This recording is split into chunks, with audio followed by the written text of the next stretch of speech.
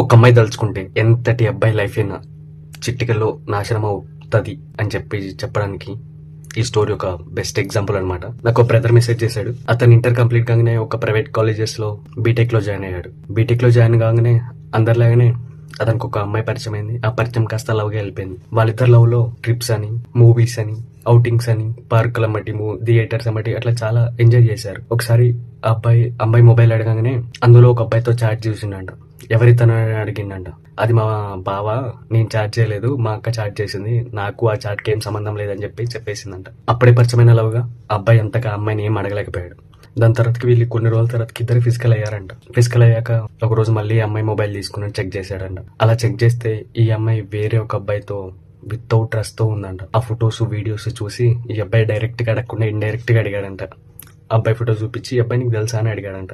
అతను నాకు తెలిసిన అబ్బాయే, ఒకప్పట్లో రిలేషన్ ఉండేది, నాకు అతని మధ్యలో ఏం కాలే, కనీసం హగ్ కిస్ ఏం కాలేదని చెప్పిందంట. క్లారిటీగా వీడియోస్ ఫొటోస్ చూసిన అతనికి కోపం వచ్చి మరి ఏంటి అని చెప్పి అడిగాడంట. అప్పుడు అమ్మాయి నిజం చెప్పిందంట.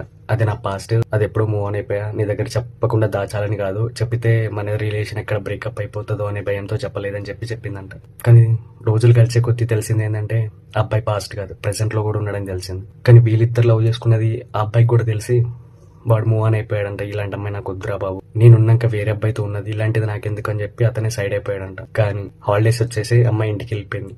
ఇంటికి వెళ్ళాక నాతో సరిగా మాట్లాడలేదు, మెసేజ్ కి రిప్లై ఇచ్చేది కూడా కాదు. హాలిడేస్ అయిపోయినాయి, ఇంటి నుంచి కాలేజ్కి వచ్చేసాం. మళ్ళా మొబైల్ చెక్ చేస్తే ఈసారి వాళ్ళ ఇంటర్ అబ్బాయితో చాట్ చేస్తూ కనిపించింది. ఎవరితనంటే ఇంటర్ క్లాస్మేట్ అన్నది. కానీ చాటింగ్స్ ఏమో లవ్ యూలు, మిస్ యూలు, నానాలు, కన్నలు ఇవన్నాయంట. అసలు ఇదంతా ఏంది, అసలు నా వల్ల కావట్లేదు, ఒక్కో స్టోరీ పోగానే ఇంకో స్టోరీ అయిపోగానే ఇంకో స్టోరీ, ఇట్లా ఎంత మందితో ఉంటావు అని చెప్పి అబ్బాయి క్వశ్చన్ చేయడం స్టార్ట్ చేశాడు.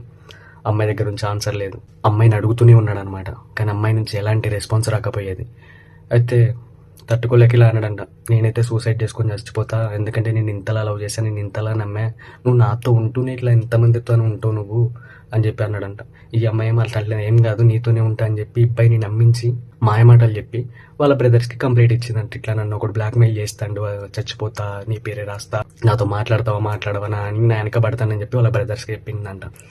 వాళ్ళ బ్రదర్స్ ఏమో అరే మా చెల్లిని వాడు ఇట్లా బ్లాక్ మెయిల్ చేస్తాడని చెప్పి పోలీస్ స్టేషన్ లో కంప్లైంట్ ఇచ్చారంట. పోలీసులు కాలేజ్కి వచ్చారు. కాలేజ్ మేనేజ్మెంట్ ఈ అబ్బాయి వాళ్ళ అమ్మా నాన్నని పిలిచారు. అటు సైడ్ ఏమో అమ్మాయి వాళ్ళ అమ్మా నాన్న వచ్చారు, ఇటు సైడ్ ఏమో వాళ్ళ అబ్బాయి వాళ్ళ అమ్మా నాన్న వచ్చారు. అందరి ముందు అన్నదంట, నాతో మాట్లాడు, నాతో లవ్ లో ఉండు, అది ఇది అని చెప్పి నన్ను బ్లాక్ మెయిల్ చేస్తాడు. వాడు బ్లాక్ మెయిల్ తట్టుకోలేక వాడితో రిలేషన్ లో ఉన్నా అని చెప్పిందంట. అది విన్నాక అబ్బాయికి ఏం మాట్లాడాలో అర్థం కాలేదంట. సైలెంట్ గా అట్లనే నిలబడ్డాడంట. అబ్బాయిని కాలేజ్ హాస్టల్ నుంచి వెళ్ళిపోమని చెప్పేశారంట. వాళ్ళ అమ్మ నాన్న ఏడ్చుకుంటా బయటకు వస్తుంటే అమ్మాయి ఏమో వాళ్ళ నాన్నతో నవ్వుకుంటా బండి మీద ఇంటికి వెళ్ళిపోయిందంట.